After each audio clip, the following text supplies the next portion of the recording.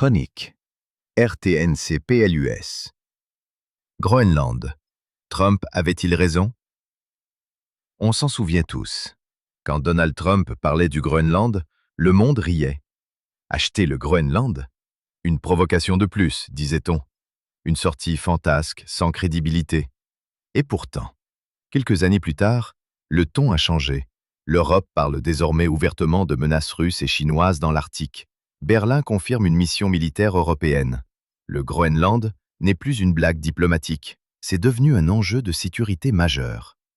Alors, posons la question calmement. Trump avait-il raison?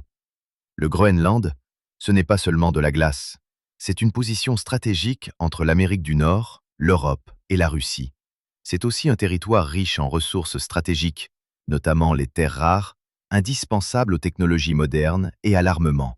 C'est enfin un point clé sur les nouvelles routes maritimes arctiques qui s'ouvrent avec le changement climatique. La Russie l'a compris en renforçant sa présence militaire dans l'Arctique. La Chine aussi, plus discrète, mais très active par les investissements et la recherche. Les États-Unis, eux, n'ont jamais quitté le Groenland, où ils disposent d'une base militaire essentielle à leur défense.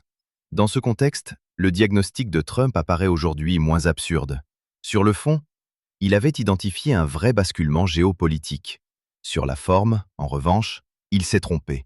Trop brutal, trop provocateur, pas assez diplomate. Mais les faits sont là. Ce que l'on tournait en dérision hier est aujourd'hui pris très au sérieux par les capitales européennes.